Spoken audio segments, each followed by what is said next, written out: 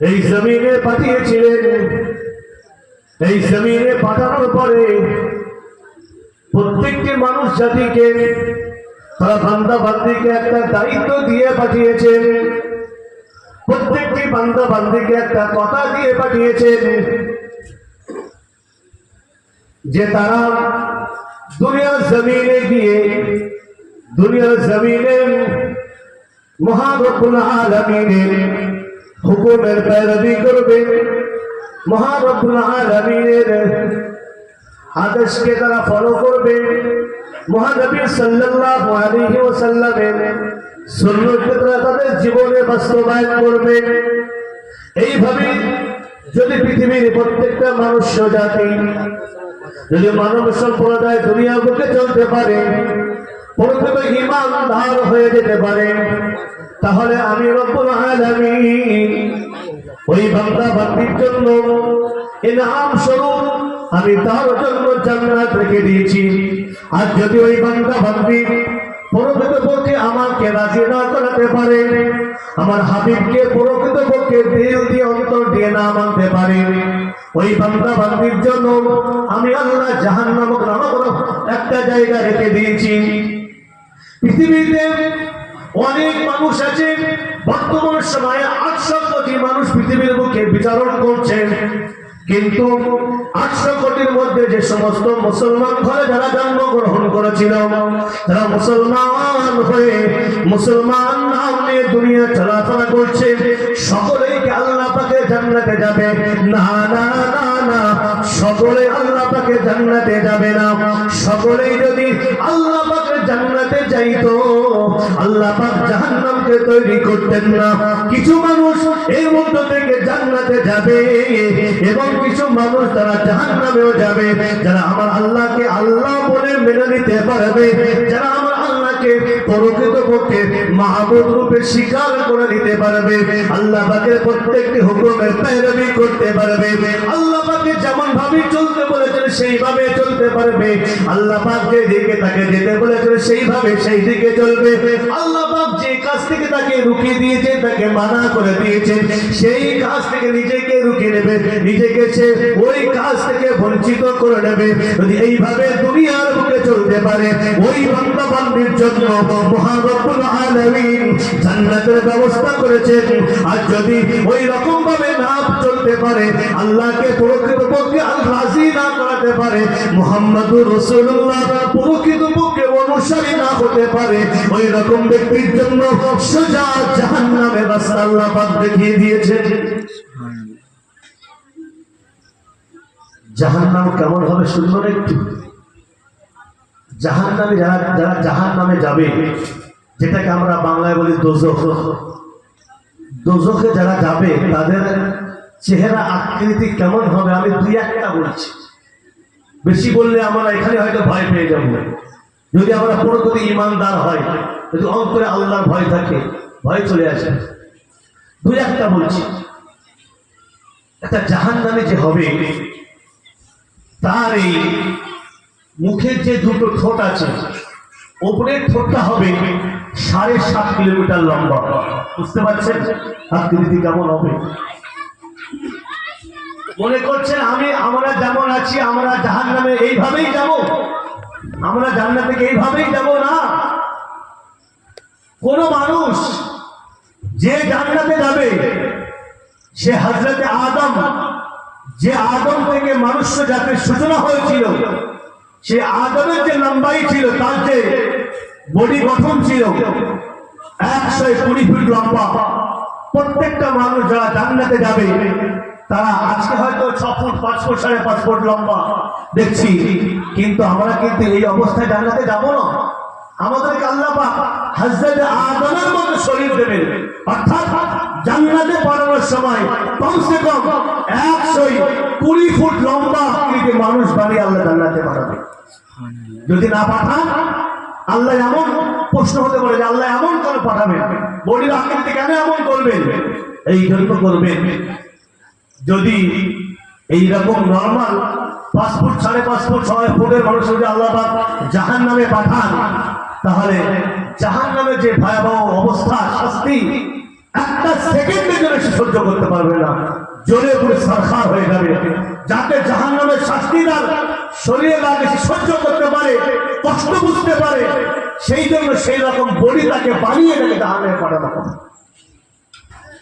জাহান্নামী ব্যক্তি একটা দাঁত হবে, একটা দাঁত প্রায় 2 কিলোমিটার লম্বা, বুঝতে পারছেন? জাহান্নাম ব্যক্তির একটা পায়ের দাপনা হবে উহুদ পাহাড় সমতুল্য। উহুদ পাহাড় যে সমস্ত হাজী সাহেবরা হজে গিয়েছেন তারা জানেন, মক্কায় আছে উহুদ পাহাড়। উহুদ পাহাড়ের লম্বাই প্রায় 6 ফুটের একটু বেশি, এই 6 কিলোমিটার একটু বেশি, 6 কিলোমিটার লম্বা হবে একটা জাহান্নামীর পায়ের দাপনা। ভয়াবহ আকৃতি।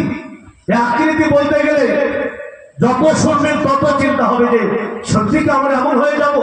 অবশ্যই আমরা এমন হয়ে যাব যদি আমরা প্রকৃত আল্লাহকে না মানাতে পারি, যদি প্রকৃত আমরা রসুলকে সেই ভালোবাসা না দিতে পারি, রসুলের সুন্নত মোতাবেক না চলতে পারি, তাহলে আমাদের কিন্তু সেই ভয়াবহ পরিস্থিতির মধ্যে পড়তে হবে। সবাইকে পড়তে হবে। যারাই আল্লাহ পাকে বিরুদ্ধাচরণ করবে তাদের সবাইকে করতে হবে, আমরা কেউ বাঁচতে পারবো না। আমি যে কথা বলছিলাম, যদি প্রকৃতপক্ষে আল্লাহকে না মানিয়ে দুনিয়া থেকে চলে যায়, ওই রকম ব্যক্তিদেরকে আল্লাহ তাআলা জাহান্নামের মধ্যে পাঠিয়ে দেবেন। আর ওই সময় আল্লাহ পাক ফেরেশতাদেরকে হুকুম করবেন, খুযুহু ফাগুল্লু, খুযুহু ফাগুল্লু, পায়ে লোহার শিকল পরিয়ে টানতে টানতে টানতে টানতে জাহান্নামী ব্যক্তির যখন কিয়ামতের দিবসে ফয়সালা হয়ে যাবে, এই ব্যক্তি জান্নাতে যাবে, এই ব্যক্তি জাহান্নামে যাবে, যখন আল্লাহ পাক ফয়সালা করে দেবেন, ওই সময় জাহান্নামী ব্যক্তিরা জাহান্নামে যেতে চাইবে না, জাহান্নামে যেতে চাইবে না। ওই সময় আল্লাহ পাক বলবেন, হে আমার ফেরেশতা মণ্ডলীরা, হে আমার ফেরেশতা মণ্ডলীরা, তোমরা যারা আমার হুকুমের পালনকারী, তোমরা শোনো শোনো, এই আমার নাফরমান বান্দা এর পায়ে শিকল বাঁধিয়ে, এর পায়ে লোহার জঞ্জির বেঁধে একে টানতে টানতে হিচড়াতে হিচড়াতে জাহান্নামের মধ্যে নিয়ে চলে যাও। ও যাবে না, ও যেতে চাইবে না, ওকে টানতে টানতে হিচড়াতে হিচড়াতে নিয়ে চলে যাও, যাতে সে বুঝতে পারে যদি আমরা দুনিয়ার মুখে আল্লাহ পাককে মেনে নিতে পারতাম, যদি আমরা দুনিয়ার মুখে আল্লাহকে রাজি করিয়ে নিতে পারতাম, যদি আমরা দুনিয়াতে রাসূলুল্লাহ তরিকাকে বাস্তবায়ন করতে পারতাম, তাহলে আজকে আমাদের এই পরিণাম আমাদেরকে টানতে টানতে জাহান্নামের দিকে ফেরেশতা মণ্ডলীরা নিয়ে যেত না। আমাদেরকে ফেরেশতা ওয়েলকাম করতে করতে ফুলের তোড়া দিয়ে দিয়ে জান্নাতের মধ্যে আমাদেরকে ওয়েলকাম করতো। কিন্তু না না, আমরা তো সেই রাস্তা চলতে পারিনি, আমরা তো সেই কাজের কাজী হতে পারিনি। সেই জন্য আজকের আমাদের পরিণাম জাহান্নাম, আর জাহান্নামীদেরকে টানতে টানতে হিচড়াতে হিচড়াতে নিয়ে যাওয়া হবে। এটাকে আমি বানিয়ে বললাম নাকি? যেটা বললাম তা আমার কথা না, কোরআনের কথা। খুযুহু ফাগুল্লু, 29 পারা। খুযু, তাকে ধরো, এমন ভাবে ধরবে যেন আর রুখতে না পারে। ফাগুল্লু, পায়ে জঞ্জির দিয়ে লোহার শিকল দিয়ে তার পাকে আটকে দাও। সুম্মাল জাহিমা সাল্লু, টানতে টানতে তাকে জাহান্নামের অগ্নিকুণ্ড নিক্ষেপ করো। কোথায় যাওয়ার আছে? আর যদি আমরা ঈমানদার হই, মানুষ বড়ই দুর্বল, আমরা বড়ই দুর্বল। আল্লাহ পাক আমাদের সম্পর্কে বলেছেন যে আমি তো মানুষ জাতিকে তৈরি করেছি, আমার হাতের তৈরি, তো আমি জানি এরা কেমন হবে। আল্লাহ পাক মানুষের কিন্তু সিফাত বলেছেন যে মানুষ কেমন হতে পারে। আল্লাহ পাক বলেছেন, ইন্নাল ইনসানা খুলিকা হালুআ, মানুষ অত্যন্ত কম হিম্মত ওয়ালা আমি পয়দা করেছি, মানুষ অত্যন্ত কমজোর আমি পয়দা করেছি। আমি মানুষকে অত্যন্ত দুর্বল পয়দা করেছি, অত্যন্ত দুর্বল। যদি আমরা দুর্বল না হতাম, আমরা পৃথিবীর বুকে সমস্ত সব কিছু করে ফেলতাম। কিন্তু এমন হয় আমাদের আমার সবকিছু আয়াতের মধ্যে থাকার পরেও আমার সে কাজটা করতে পারি না, এটা আমার দুর্বলতার কারণ। আল্লাহ পাক সেই কথাটা কোরআনের মধ্যে তুলে দিয়েছেন যে আমার বান্দা বান্দির অবস্থা কেমন হবে। আল্লাহ পাক বলছেন ইন্নাল ইনসানা খুলিকা হালুআ, আমি আমার মনুষ্য জাতিকে অত্যন্ত দুর্বল তৈরি করেছি, অত্যন্ত কমজোর তৈরি করেছি। ইদা মাসসাহু শাররু জাযুআ, যখন তার কষ্ট হয়, যখন তার কোনো অন্তরে ব্যথা লাগে, যখন তার পায়ে হোঁচট খেয়েছে কোথাও পড়ে যায়, যখন তার পা কেটে যায়, শরীরে কোথাও আঘাত লাগে, তখন সে জাযা ফাজা করতে থাকে, বুহা করতে থাকে, হায় আল্লাহ করতে থাকে, পায়ে লেগেছে, বুকে লেগেছে, মাথায় লেগেছে করতে থাকে।